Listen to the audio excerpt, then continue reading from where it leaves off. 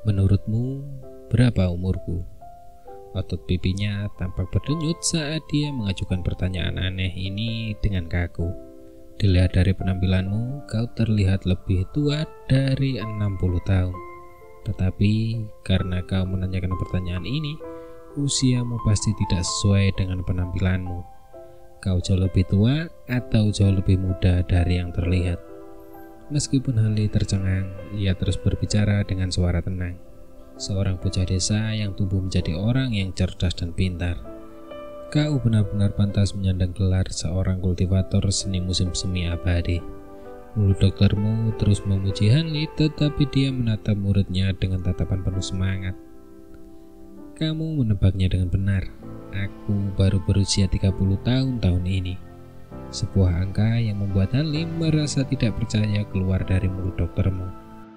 Itu tidak mungkin, Hanli berkata dengan heran, tidak mampu mempertahankan ketenangannya. Tidak mungkin, memang tidak mungkin. Orang-orang yang melihatku bahkan tidak menyebutkan usia 60 tahun. Akan memberitahu orang lain bahwa aku adalah seorang tua berusia 70 tahun. Aku khawatir tidak ada yang bisa menebak usiaku yang sebenarnya, kata doktermu saat suaranya tiba-tiba menjadi tinggi dan tajam. Di telinga Hanli, suara yang menusuk telinga itu menyebabkan ketidaknyamanan yang luar biasa, seolah-olah menyentuh titik sakit di dalam hatinya. Aku Mujuran dulunya sangat terkenal di tahun-tahun awalku, hingga pada suatu saat di Provinsi Lan, negara bagian Yue, aku dengan tangan kosong membangun tempatku sendiri di surga, membuat nama untuk diriku sendiri. Pada saat itu semua orang mendengar nama bergengsiku, Tangan Hantu, dari Provinsi Lan. Terlepas dari apakah mereka baik atau jahat, mereka yang mengikutiku tetap hidup sementara mereka yang menentangku akan mati. Doktermu melanjutkan nada bicaranya yang normal dan menggunakan nada yang dalam dan lembut untuk menceritakan kisahnya. Mengikuti narasinya sendiri, matanya memancarkan ketajaman yang sebanding dengan ujung pisau. Seolah-olah dia kembali ke masa lalu ketika dia bersemangat tinggi serta dalam posisi berkuasa. Mendengarkan cerita doktermu, Hanli diam-diam terkejut. Dia tidak pernah menyangka bahwa gurunya akan memiliki nama yang begitu terkenal pada saat itu. Sayangnya, hal-hal baik tidak bertahan selamanya. Tepat ketika aku memasuki usia 30-an dan bersiap untuk mengambil langkah besar maju dalam menyebarkan namaku, aku jatuh ke dalam konspirasi karakter tercela dan diracuni oleh ajudan kepercayaanku sendiri. Bahkan dengan mengandalkan pengetahuan pengobatanku yang mengesankan, aku hanya mampu mencegah racun itu berkobar tetapi tidak dapat pulih sepenuhnya. Hal itu menyebabkan kekuatanku menurun drastis. Akibatnya aku tidak dapat mempertahankan posisiku di utara. Karena takut klan musuh akan memanfaatkan kelemahanku, aku terpaksa meninggalkan profesi dan keluargaku untuk menghilang tanpa jejak. Aku hanya bisa bepergian ke bagian lain negara bagian Yue untuk mencari obat yang dapat membantuku mendapatkan kembali keterampilanku sebelumnya. Saat dia bercerita, doktermu tenggelam dalam ceritanya sendiri dan mengepalkan kedua tangannya dengan erat. Kuku-kukunya menancap di telapak tangannya, menyebabkan darah mengalir, tetapi dia tidak menyadarinya. Hanya wajahnya yang menunjukkan ekspresi semuanya. Giginya saling menggertak, membuatnya tampak buas. Ekspresi kejam doktermu dapat membuat siapapun yang melihatnya gemetar karena keringat dingin, menunjukkan bahwa ia masih memendam kebencian yang amat dalam terhadap sosok tercela yang meracuninya. Mendengarkan kebencian yang mendalam dalam kata-katanya, Hanli tidak bisa menahan perasaan merinding. Perasaan dingin mulai muncul di dalam hatinya. Surga punya mata. Dan melalui beberapa cara misterius, aku menemukan sebuah buku aneh berjudul Kitab Suci Panjang Umur. Aku menghabiskan banyak energi untuk mencoba memahaminya. Dan dari membacanya, aku menemukan jalan pintas untuk memulihkan kecekapan bela diriku sebelumnya. Aku mengikuti langkah-langkahnya, dan doktermu tiba-tiba berhenti, tetapi wajahnya mengkhianatinya dengan menunjukkan kemarahan dan penyesalan. Akibatnya kau sekarang terlihat seperti iblis, kata Hanli sambil mencoba membantu doktermu menyelesaikan kalimatnya. Benar sekali, aku tidak menyangka bahwa dengan mengikuti langkah-langkah dalam buku itu, aku akan mendapatkan kembali kekuatanku sebelumnya, dengan mengorbankan penuaan dini menjadi lelaki tua yang menua sebelum waktunya, serta menyerupai campuran antara manusia dan mayat. Doktermu dengan sedih menundukkan kepalanya dan terlalu sedih untuk mengungkapkan kemarahan apapun atas komentar satir Hanli. Sekarang kamu seharusnya sudah menemukan alasan mengapa kamu menua lebih cepat, kan? Itu karena metodeku tidak tepat, menyebabkan ki jahat menyerang tubuhku. Bagiku, energi yang dikonsumsi dalam 1 hari sama dengan energi yang dibutuhkan untuk hidup 10 hari sebagai manusia normal. Akibatnya, aku terus-menerus membebani rentan hidupku. Untungnya, aku telah berlatih dengan baik dalam keterampilan untuk merawat tubuhku dan telah mengikuti petunjuk-petunjuk dalam buku untuk meramu obat rahasia yang memperlambat kecepatan penuaanku, memungkinkan aku bertahan hidup selama beberapa tahun lagi. Bagaimana mantra yang aku kembangkan ini berhubungan dengan masalahmu? Hanli dengan lugas membahas akar permasalahannya. Tidak lama setelah aku menjadi seperti sekarang, aku belajar dari buku tentang sebuah metode untuk menyelesaikan masalah ini. Dan ini adalah seni musim semi abadi yang sedang kau praktikkan. Aku hanya butuh seorang praktisi yang telah mencapai tahap keempat dari seni musim semi abadi untuk menggunakan kinya untuk memijat dan merangsang titik akupuntur rahasiaku. Itu akan membebaskanku dari kesulitan saat ini dan akan memungkinkanku untuk mendapatkan kembali kekuatan hidupku yang hilang. Mengapa kau membutuhkanku secara khusus? Tidak bisakah kau mencari orang acak untuk mengolah mantra itu? Hanli bergumam pada dirinya sendiri sejenak, mengungkapkan pertanyaan yang telah lama terpendam dalam dirinya. Menurutmu apakah teknik seni musim semi abadi ini dapat dikultivasikan oleh sembarang orang? Mantra ini tidak hanya mengharuskan seorang pemuda untuk berkultivasi sejak usia dini, tetapi juga mengharuskan para penggarapnya memiliki tubuh yang mengandung akar spiritual. Meskipun aku tidak tahu apa itu akar spiritual, aku telah melihat ratusan murid yang tak terhitung jumlahnya sebelum kamu, yang semuanya tidak mampu mengolah teknik seni musim semi abadi, kata doktermu dengan wajah kesal. Ternyata memerlukan syarat seperti itu. Hanli menatap kosong. Dia tidak pernah menyangka bahwa latihan mantra ini akan membutuhkan syarat seketat itu. Dalam bulan-bulan terakhirku, kupikir aku tidak akan pernah menemukan seseorang yang bisa mengolah mantra. Jadi aku menyerah dan mulai berkelana. Aku tidak pernah menyangka akan tiba-tiba bertemu dengan pemimpin sekte dari sekte 7 misteri yang juga sedang diincar. Sebagai individu yang menderita keadaan yang sama, aku membantu dan menyelamatkan nyawa pemimpin sekte yang tidak berarti itu. Seketika, pemimpin sekte mengundangku ke sekte 7 misteri, di mana aku menjadi anggota yang berharga. Aku telah berencana untuk menjalani sisa hidupku di gunung, bersembunyi dalam pengasingan. Namun tiba-tiba keajaiban terjadi. Awalnya aku khawatir keterampilan pengobatanku tidak akan diwariskan. Jadi mengundang kalian berdua ke lembah untuk menerima kalian berdua sebagai muridku. Seperti yang diharapkan, atas kemauanku sendiri, aku membiarkan kalian berdua mencoba mengolah mantra seni musim semi abadi. Mungkin karena aku masih memegang sedikit harapan.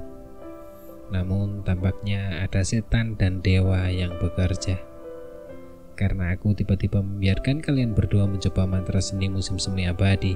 Kenyataannya, bahkan jika kalian berdua tidak mampu mengolah mantra, aku akan tetap menerima kalian sebagai muridku dan memberikan kalian semua pengetahuan pengobatanku.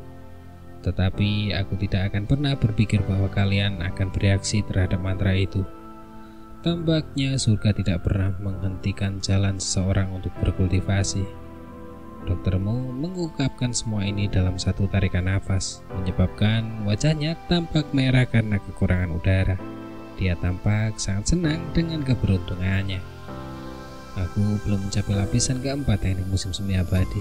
Jadi mengapa kau menghentikanku saat ini untuk membahas masalah ini denganku? Hanli akhirnya mengajukan pertanyaannya yang paling dikhawatirkannya. Hanya dirimu sendiri yang harus disalahkan untuk ini. Aku menghabiskan begitu banyak darah dan energi untukmu, tetapi kamu masih tidak dapat memenuhi tuntutanku. Selalu mempermainkanku. Kamu hanya kekurangan satu langkah terakhir ini, tetapi kamu memilih untuk terus maju perlahan, tidak mau maju ke lapisan berikutnya.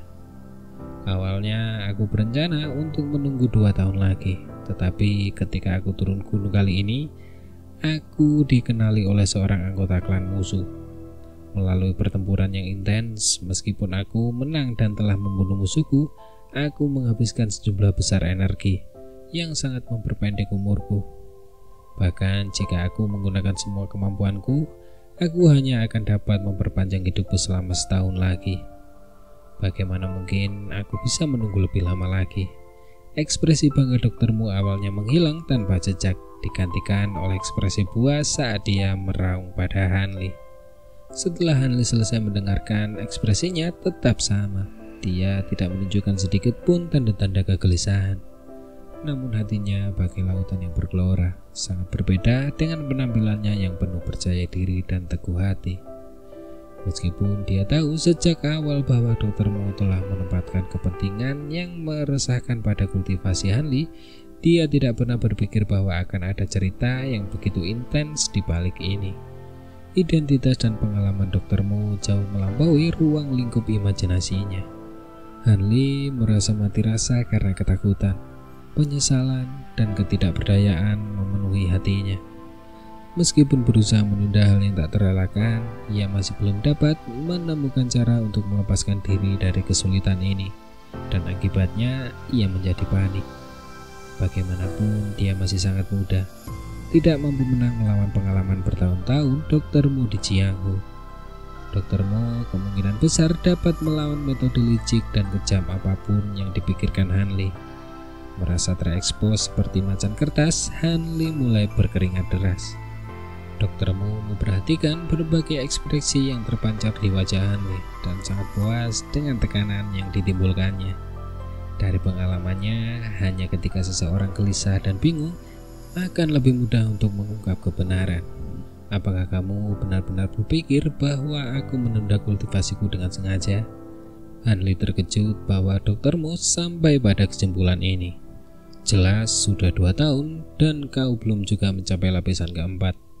Kau benar-benar berpikir aku tidak bisa membaca apa yang kau pikirkan? Dulu kau hanya menghabiskan waktu 3 tahun untuk mencapai 3 lapisan pertama.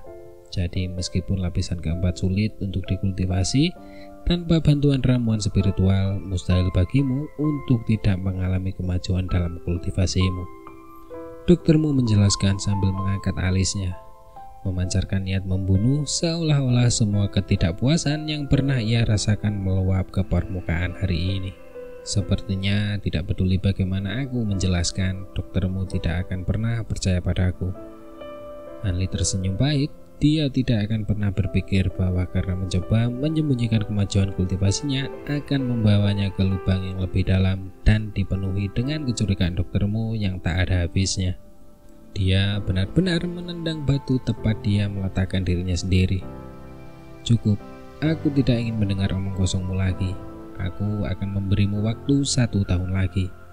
Apakah menurutmu kau akan mampu mencapai lapisan keempat saat itu? Doktermu tertawa dingin sambil menatap Hanli dengan dingin, menunggu jawabannya dengan ekspresi serius di wajahnya. Pikiran Hanli sangat jernih. Dia tahu jawabannya tidak hanya akan mempengaruhi kehidupan doktermu, tetapi juga kelangsungan hidupnya sendiri. Aku harus menjelaskan dengan sangat jelas bahwa tidak mungkin aku bisa mengatakan tidak. Jika begitu, buka titik akupunturku. Hanli merasa rileks saat ia menerima kenyataan yang tak terelakkan. Setelah doktermu mendengar kata-katanya, wajahnya sedikit pulih saat pujian terpantul di matanya. Namun, dia tidak langsung membuka titik akupuntur Hanli. Sebagai gantinya, dia mengeluarkan segel berukir indah yang tersimpan di dalam jubahnya. Aku tidak bisa yakin hanya dengan kata-katamu. Apa yang akan terjadi jika kau mengatakan satu hal tetapi melakukan hal yang lain? Jika kau menolak untuk menginvestasikan upaya apapun dalam kultivasimu, tidak akan ada perbedaan dari sekarang. Karena hidupmu sendiri dipertaruhkan, aku harus menambahkan lapisan jaminan lain, kata doktermu dengan nada dingin. Sebelum membuka titik akupuntur Hanli, doktermu harus mengambil langkah ekstra untuk memastikan keberhasilannya.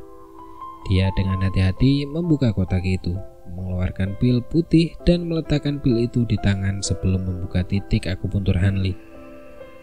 Sebelum Hanli sempat bergerak, doktermu sudah meletakkan pil putih itu di depannya.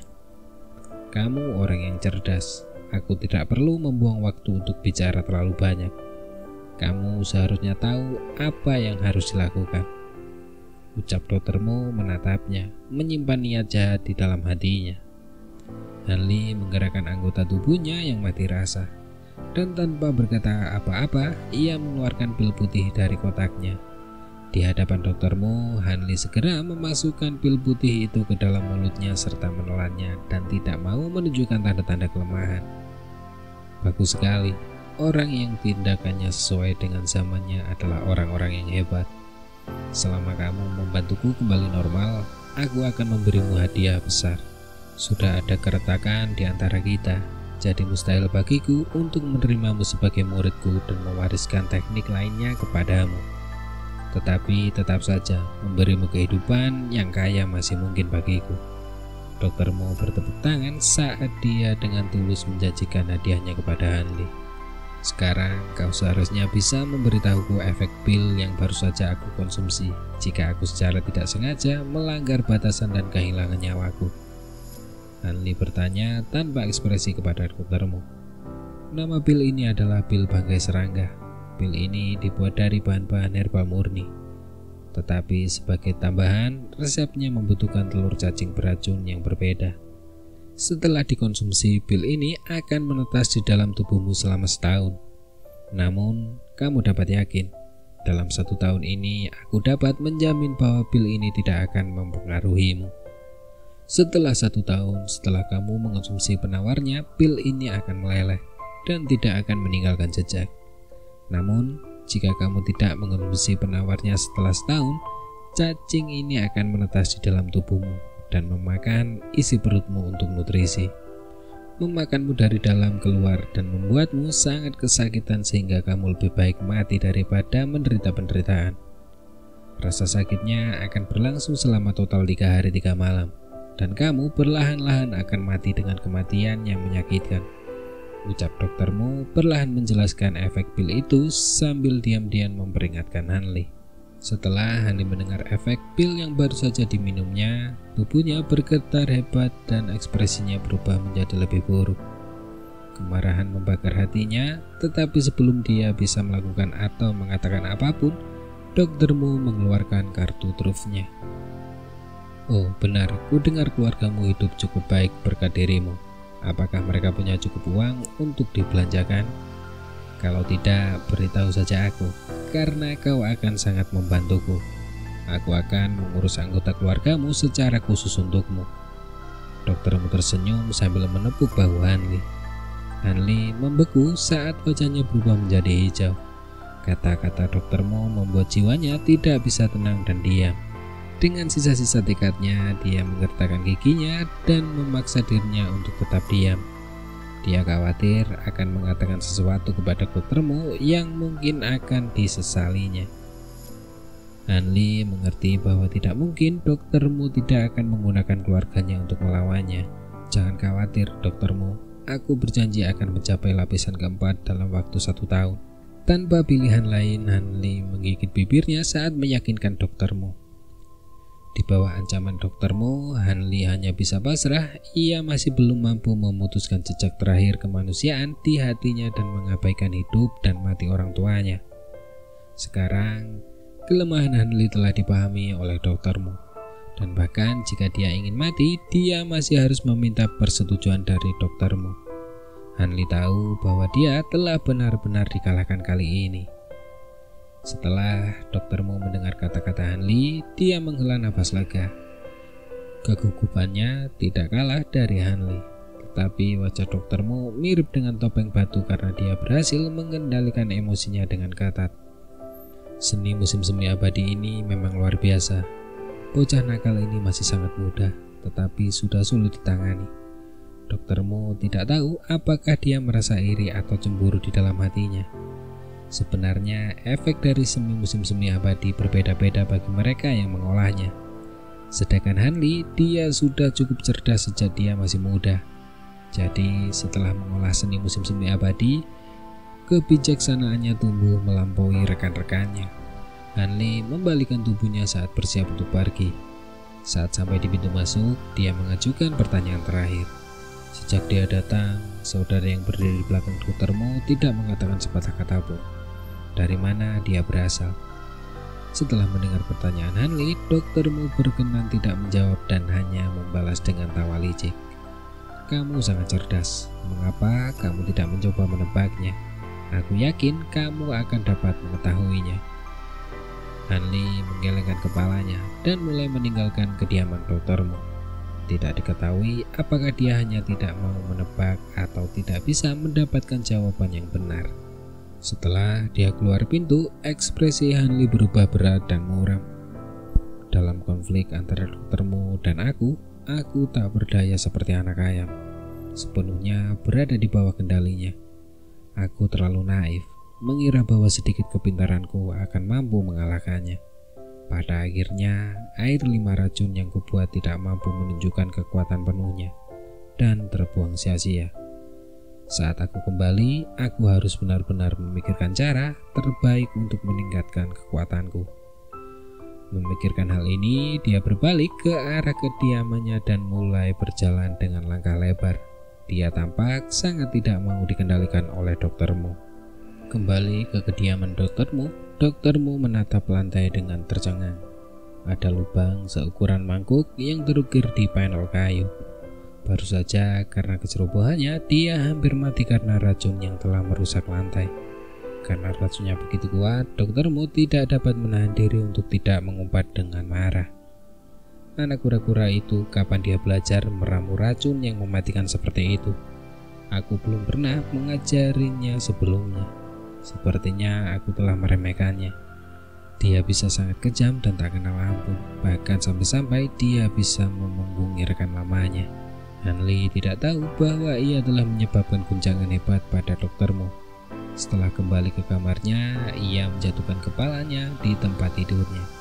Pertarungan kekuatan dan kecerdasan telah membuatnya kelelahan dan karenanya ia butuh istirahat untuk pulih.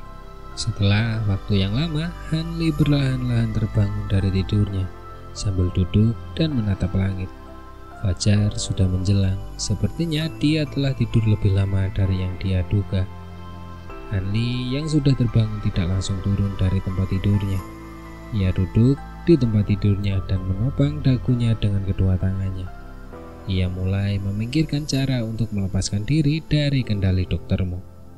Jelas, dia aman selama periode 1 tahun ini, karena doktermu perlu melindungi hidupnya sendiri. Dia pasti tidak akan melakukan tindakan apapun terhadapnya dalam periode waktu ini. Namun setelah 1 tahun berlalu, akan sulit untuk menjamin apapun. Hanli tidak khawatir tentang masalah seni musim semi abadi. Dia telah berhasil menembus lapisan keempat beberapa hari yang lalu. Dia tidak khawatir karena dia sangat yakin bahwa dia bahkan dapat mencapai level 5 setelah 1 tahun. Masalahnya, pil mayat serangga juga tidak mudah diselesaikan. Ketika saatnya tiba, Hanli hanya perlu berhenti menekan kemampuan aslinya dan merebut obat itu dari doktermu. Tiba-tiba Hanli teringat sesuatu. Dia mengeluarkan botol obat dan mengambil setetes pil obat hijau giok dari dalamnya sebelum meminumnya. Setelah beberapa saat, efek obatnya mulai terasa saat dia mengamati dirinya sendiri dalam hati. Doktermu benar-benar mengatakan yang sebenarnya tentang pil mayat serangga. Bubuk roh murni yang merupakan obat mujarab untuk sebagian besar racun di dunia tidak dapat memberikan efek apapun saat dikonsumsi untuk melawan efek pil mayat serangga. Sepertinya aku harus menunggu 1 tahun sebelum bisa mendapatkan penawarnya, gumam Hanli. Dia turun dari tempat tidurnya dan mundar-mandir di kamarnya, mencoba memikirkan alternatif lain untuk masalahnya. Hanli tidak sepenuhnya percaya dengan kata-kata yang diucapkan Dr. Mo sebelumnya. Meskipun demikian, dia tidak punya pilihan selain menuruti permintaan Dr. Mo, karena dia memegang kelemahan Hanli di telapak tangannya. Hanli tidak yakin apakah janji Dr. Mo itu nyata. Jika itu nyata, itu semudah mengikuti instruksi Dr. Mo. Hanli akan merasa yakin dan tidak perlu membuat persiapan apapun. Namun jika Dr. Mo berbohong kepadanya, Hanli tahu bahwa dia mungkin akan mengalami nasib yang lebih buruk daripada kematian setahun dari sekarang jika dia tidak menyiapkan tindakan pencegahan apapun. Hanli berulang kali menganalisa semua cara yang mungkin untuk mengatasi masalah dan merasa tidak ada solusi yang baik. Sekarang, Hanli dan Dr. Mo berada dalam kesulitan yang mengerikan. Hanli takut Dr. Mo akan menyakitinya setelah ia mencapai tujuannya. Di sisi lain, Dr. Mo khawatir Hanli mungkin tidak berlatih kultivasinya dengan tekun dan penundaan itu akan merenggut nyawanya. Awalnya, Hanli memiliki beberapa metode yang dapat digunakan untuk mengancam Dr. Mo. Tetapi siapa yang menyangka bahwa Dr. Mo akan menyadari kelemahannya begitu cepat dan menggunakan keluarganya sebagai jaminan. Mungkinkah aku tidak memiliki sedikit pun kendali atas hidupku sendiri? Hanli mendesah tak berdaya. Tidak mungkin aku membiarkan hal ini terjadi. Membiarkan takdirku di tangan orang lain pasti akan menjadi keputusan paling bodoh yang pernah kubuat. Meskipun berkata demikian, bahkan setelah merenungkannya dalam waktu yang lama, Hanli masih tidak dapat memikirkan solusi yang baik. Akhirnya, ia memutuskan solusi yang sebenarnya bukan solusi. Dia memutuskan untuk meningkatkan kekuatannya dalam segala hal. Bahkan jika Dr. Mo menginginkan hidupnya 1 tahun dari sekarang, Hanli masih akan memiliki asuransi terhadap Dr. Mo. Ini benar-benar ide yang bodoh. Dia hanya bisa bertahan secara pasif dan tidak bisa menyerang secara aktif. Namun saat ini dia tidak bisa memikirkan cara lain selain meningkatkan kekuatannya sendiri. Setelah mengambil keputusan, Hanli memutuskan untuk jalan-jalan. Ia membuka pintu dan berjalan keluar dari kediamannya, meregangkan tubuhnya sembari menguap. Nasibku ada di tanganku sendiri. Aku tidak akan pernah membiarkan orang lain mengendalikan takdirku.